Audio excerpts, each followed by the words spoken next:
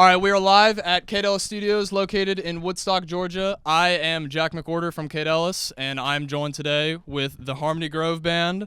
Now, if y'all could introduce yourselves one by one and state which instrument you play, that would be great. I am Evan Taylor. I'm the frontman singer. Zane Russell, play guitar. Grady Weatherford, drums. Dylan Mandel, bass guitar. Jake Weatherford, guitar. Now, so y'all just came in today to record a song. Can you tell us a little bit about the song in which you recorded? Maybe kind of like your thoughts on it. Maybe a little bit about the writing process. So today we recorded a song called Revelation Times, and I definitely speak for everyone when I say that's one of our favorites, if not our favorites that we recorded, in terms of instrumentation and lyrics as well. We've always liked the old school gospel bluesy vibes, and this song really gives off kind of like church music kind of thing. But I think we're all really happy with how it went today. Everybody laid down their tracks really well, and I think we're all pretty happy with the song so far. Cool. Yeah, I really do like see like the soul type of influence. And this song in particular like has a really like swampy, like change is gonna come, bluesy type vibe to it. Do y'all is that typically the vibe that y'all go for, or is that like? I do think Revelation Time specifically is a very good choice of song. If you're looking at kind of the direction that we're going in, you know, and where we kind of want to continue towards.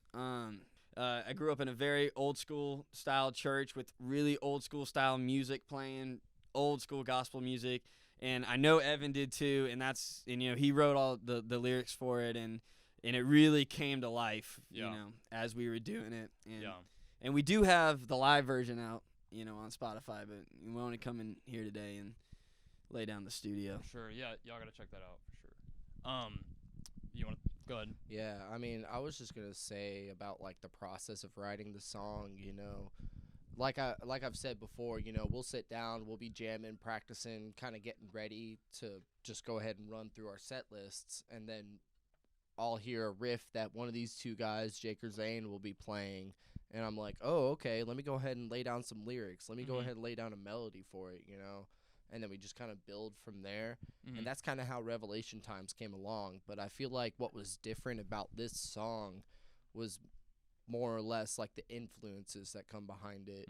And what I thought of whenever I heard the riff. You know, I heard bluesy, but I heard gospel.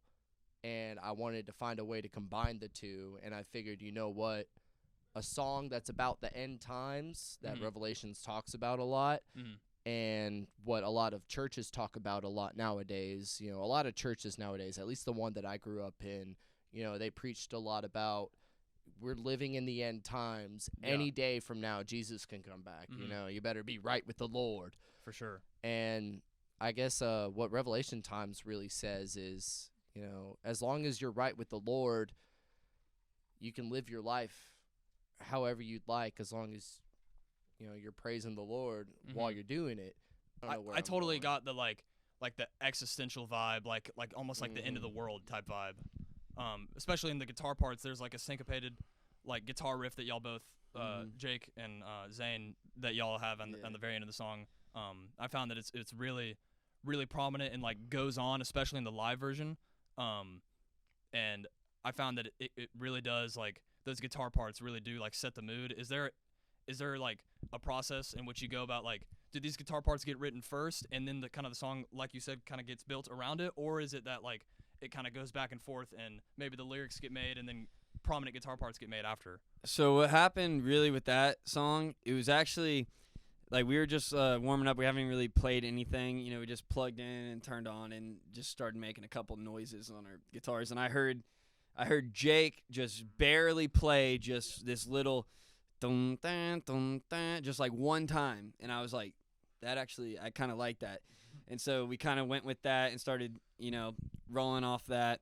And it's not just like, you know, a church song. It talks about the state of the world today, and kind of how we see things. And Evan really went really deep with the lyrics, and really reflected on on how things are. And then that little melody at the end just kind of started. We were just jamming on the song just over and over again, just so when you play that over and over again, you just start to hear the melodies forming in your head. And I had came up with that melody I was just like pretending to just like playing some solos over it, and it started with the and then went to the higher and I really like it because it's like a very happy melodic sound, and it really kind of contrasts the lyrics of the songs and really how it all flows together. And I'm extremely happy with it, and I think everybody else is too. Now with writing with 5 guys, is there any difficulty that you find, like putting 5 minds together? I think that y'all have got it dialed. I think like y'all seem to all be on the same page, and that's pretty rare. What do y'all think about that? Is there any struggles that you come into writing, or is it all pretty streamlined and pretty easy? I mean, personally, like I feel like every time we're writing a song, it comes very naturally because like we said, it's just we'll get down in the basement even before like usually it's just practice, and then someone will play something, starts on guitar, Evan gets a little melody, I'll hop on drums, Dylan hops on bass, and it just kind of flows. Every song that we've written has flowed like that. I mean, we'll write the chorus, we'll write all that stuff, the verses, but like once we want to do something like more intricate, we'll like slow it down and we'll figure that out and pick apart it. But like most of the songs that we've written like just come very naturally. Yeah, and before Evan came into the band, I did a lot of the lyric writing and melody forming, and that's not my forte. I do enjoy it, and I like tweaking stuff. But when Evan came in, Evan's a writer straight up. He can formulate ideas and sentences and make it really flow nicely. So really how it works, me and Jake and Dylan, we do like the guitar melodies and that stuff, and then Evan will just come in and he'll write the entire song as if he's like journaling something, you know what I mean? And then we'll just we just all kind of go over it together, and we all read it together, and we all know like what we like and stuff. And most of the time we don't really have to change much about what Evan writes, but Evan every now and then we'll work together and be like, hey, I don't really like this right here, like maybe we should try this instead. And it really flows together, and there's never no one's ever like pissed off about anything if someone doesn't like an idea. It's just very chill and very flowy. Yeah, I'm gonna kind of bounce off of what they both said. It flows really well all the time. It takes like a certain like open-mindedness, I think, and yes, especially when you're writing does. lyrics. Like so many bands struggle with being scared to write lyrics. That is very true. And I mean, like, there is an element behind my lyric writing where I'm like, oh, I'm terrified to show these guys these lyrics, but then I get a reaction like, dude, that's fucking good. Oh yeah, and it's I'm poetry. like, I mean, and it's all like, put to rest. We all had those little phases in middle school where we were dramatic little teenagers.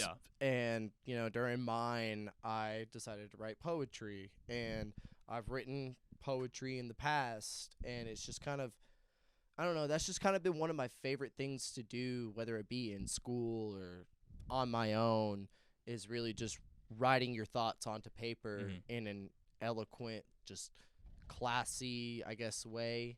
I like to bounce off of the ideas that these guys give me and the influences that they have, because I feel like, at least me personally, like, you guys grew up on a lot more Southern classic rock, and I grew up on that same side of rock, but I've also had different influences from here and there and everywhere, whether it be country music, fucking my emo phase, or just some other bullshit. But no matter how many different ideas that we can have, it all kind of flows together and comes together at the end of the day. If there's something we don't like, we go back and we change it. And it's just kind of that easy, at least at this point that we're at. So now moving forward, it's it's obviously the new year's 2023. Do y'all have any plans, kind of moving forward, like maybe any shows? Right now, we're in Kaydelis Studios, and we're recording a lot of music right now. Kaydelis Studios, Woodstock, Georgia. Woodstock, Georgia. Hit these dudes up. But, you know, we're recording a ton of music, and we have a ton of music on the way that you know, that hasn't seen the light of day yet. But we're definitely working on it. And I don't know if an album's coming right away, but definitely singles are coming. First gig of 2023 is February 18th at Suburban in Kennesaw. It's going to be a lot of fun and a really good time. And if anyone can make it, you definitely should, because you're going to hear a lot of new music.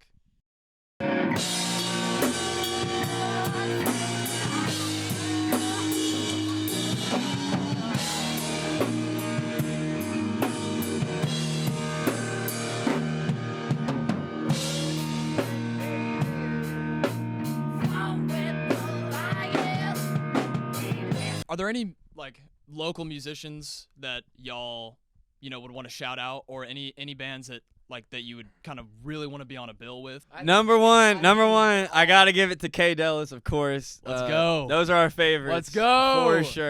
For sure. But we also love our boys in Mellow Pool. Obviously. They produced our first single, The Game. Shout out to Mellow Pool, Riley, EJ, Eric. Those dudes are awesome. EJ's a beast. Yeah, great. There's also a new band on the horizon. You probably haven't heard of them yet, but they're called Wilburn, and they're making some jams right now, and it's really, really nice. I'm extremely excited for them. But yeah, I mean, there's a lot of great bands in this area, and everybody's really doing some really awesome things, and it's honestly surreal to be a part of, because, you know, it's something that I've always wanted to be in, kind of like a scene of musicians and bands, and everybody's like working together and everyone's gigging and trying to do stuff. Yeah. And I just think it's super, super cool. Yeah. And I'm just glad that we're a part of it. Yeah, there totally is like a community. Yeah, there that's definitely is. been built. Mm-hmm. You know, whether it be in like our immediate kind of Kennesaw area, there's some bands, and then also, you know, obviously towards Atlanta, there's a lot of hardcore, a lot of alternative, a lot of crazy talented guys. There's a lot of great music in Atlanta and Georgia as a whole. Seriously. Let me go ahead. I want to add to it. I have yet to find another band that, you know, really bases their music off of classic rock or southern rock. Doing it like us. They ain't doing it like us, exactly. But no, not even to sound like we have big heads or anything. It just, I don't know. I find it really interesting. I think that y'all also have like a performance X factor too. Like I think that especially that guy right there. Let me tell you about that. Yeah, we've me and Jake, we've been playing music together for a long time now. And Boom.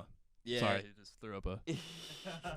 we played in a couple different bands, couple different singers, and we've kind of gone through, you know, everything. But one of the biggest things we've always tried to pride ourselves on is, you know, performance and giving a show. Because in the end of the day, you know, we're trying to entertain y'all and trying to give y'all something that you're gonna remember. And whenever this dude walked into our basement and started singing, we were like, you know, blown away. Blown away. Tell us a little bit about how you found this guy, because I know it's kind of a funny story. So it started. So we were like, we had me and Jake were in a band. We had played for a little bit, and then it kind of fell apart. And then Grady had kind of joined in playing drums, and we were kind of like messing around. And we were like, all right, you know, we really want to do something. So, you know, me and Jake, we've always struggled to find a singer, like someone that really wants to be a singer. It's tough. So we put a bunch of posters around KSU. We got a couple calls and everything. We were just posting like, hey, if anybody sings. And then I guess you DM'd Jake? I DM'd Jake on Yeah. Instagram. Here, I'll go ahead and continue from there. I don't even go to the college that these guys go to. Yeah, it was on your Instagram was it not story. like Facebook Marketplace or something? Like basically, bro. Where else did you put that shit? Jesus. It's amazing. Yeah, they had the flyer that had the little phone number strips Oh, on yeah, the bottom the of it, classic. you know, the real classic shit. And then I saw Jake's ad on Instagram, and I was like, "Hey, man, I'm really interested." And I was actually the first person to come out and try out for them. Yeah. So this is another funny part of the story. So I tried out for them first, and they told me, they were like, dude, you are insane. I didn't think that we were going to get this out of you, da-da-da-da-da, whatever. But we have all of these other singers that we got to go ahead and audition. You know, we have a bunch of girls, we have a bunch of dudes. You know, we're going to go ahead and give them their due diligence. And I thought, you know, okay, you know, they have all these other people lined up. It'd be a huge disappointment if they go and they pick up the phone number on the flyer and then those guys just never call them. Yeah. So they went ahead and they went through audition processes with a bunch of different people. And one day I saw on their Instagram story, like, oh, Harmony Grove Band is back, but it was a different dude. And they could probably go ahead and tell you about that guy. But I saw that, and I was like, oh, damn, you know, I didn't get it. But whatever, you know, I just kind of was starting to move on. And then, like, August 1st or something, I had just moved and everything. Like, the first morning that I woke up in a new house, Jake was like, hey, yo, we want you as our singer. What day can you jam? These are the songs you got to know. And it just kind of took off from there. Now, it was primarily covers at that point, was it not? Yeah, It was. so yeah, we started on covers. I mean, we've had originals before and everything, but you know, we start on covers because we never played with this dude before, and the Evan that you're seeing right now is not the same Evan that walked in the doors the first day. He's been fine-tuned and yes, crafted. we've fine-tuned him, and First of all, I was God. bald when I showed That's up. okay, bro. That's That okay. was awful. You're still bald I'm under not that, even under, kidding. I was under the wig. bald. Bro, homie walked in. I was just like, no. I like Just because he was I bald. love you, Evan. Now I love you, bro. But like right when you walked in, I was just like, He had hair, then he came back and he was bald. oh yeah, that's right. That's right. I was like, what'd you do to his hair, man? It's like, why'd you cut it? Why? I was like, what? but we saw the potential, and we were like, this dude's got a voice, and so, you know, after there's it is an assimilation process, you know, and it really started to flow super well. And then the first time we played live, when we saw how he was in front of a crowd, and we were like, this is the craziest thing we've ever seen in our lives. Like, You've had experience though in front of crowds. Yeah. In high school and middle school and stuff, I did a lot of chorus and theater. Shout out Diana Long. Let's go, Diana I Long. love Put her you. Instagram Hope you're enjoying in the front. retirement. I hope you see this one day.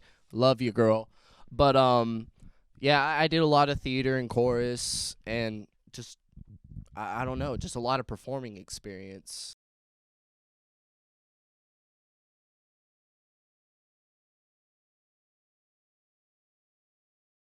I guess in my opinion, it's easier to sell a character or a part on a screen in a movie or a TV show than it is to sell it on stage, which is a lot of what I was doing is stage acting and musicals on stage and stuff like that. Yeah. So you have to really sell it and you have to make it, you know, however big you think it needs to be, times that by 100. Yeah. And then you have a perfect performance. Yeah, you kind of are putting on like a mask whenever you get on stage. I've always thought that you're not really the same person whenever you're on stage. I mean, like, and when I get on stage, I always just put my whole heart and mind and everything into it because that's what people deserve. So moving on, like, is there any advice that maybe you would give like yourself, like your former self, or maybe another band who's just starting out, you know, trying to get shows, or maybe like a philosophy that you have? We can go down the line almost on this.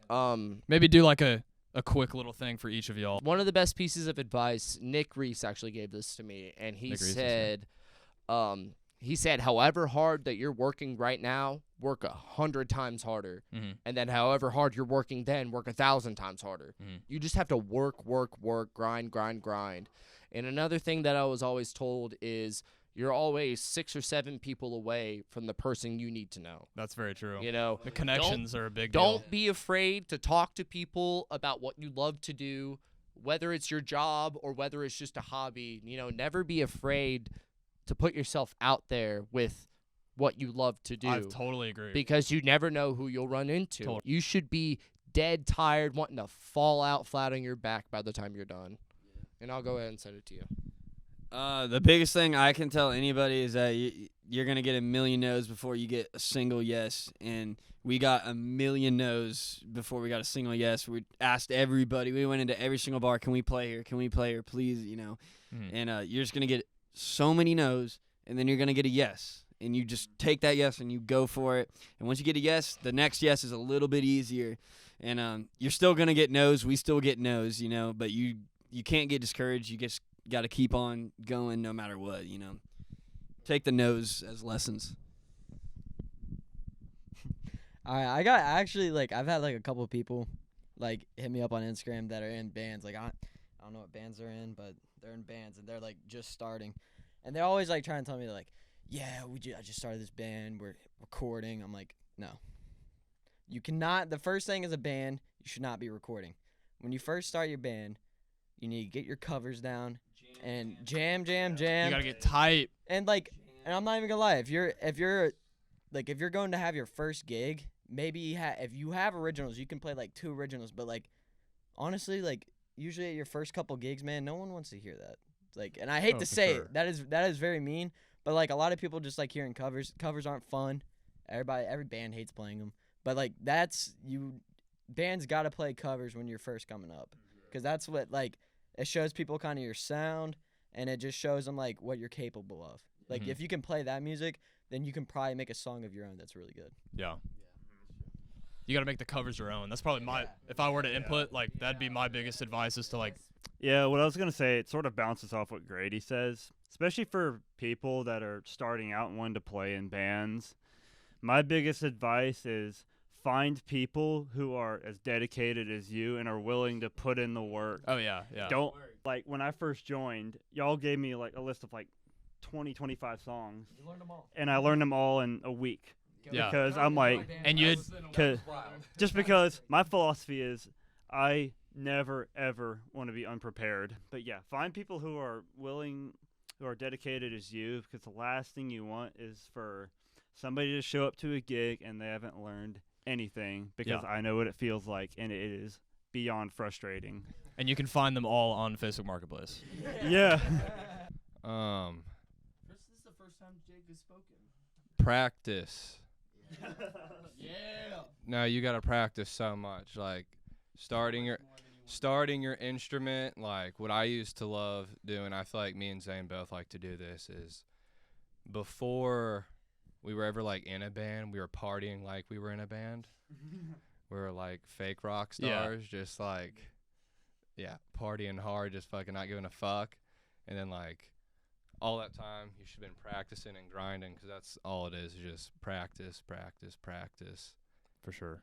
Especially before going on stage, you know, get your set list down as tight as possible, because Play it till you hate the songs. that, and especially like your first time on stage, like you're going to be nervous, and the last thing you want to be stressed about is fucking up something in a song. Because if you're like nervous about a part going into it, and then you get on stage times those first time stage nerves, you're going to butcher it. You're going to fuck it up. So, Now, everything like the back of your hand. Anything else y'all want to say right before we sign this off? Be on the lookout for Kaydelis' new album. Boom. World's greatest race car driver, 2023. Motherfucker, it is fire. It's going to be fat. They're going to be all I don't even know your singles. They're going to be all singles, and it's going to be about 6 or 7 of them. All right. Well, it's gonna be about 6 or 7 of them, but they're gonna be 6 or 7 fucking bangers. Anyways. We're going to have some new music coming out very soon, and it's going to be very good, and we're extremely excited about it. And we're just going to keep on grinding, keep it going. It's been Harmony Grove, Kaydelis Studios in Woodstock, Georgia. I'll cut that out.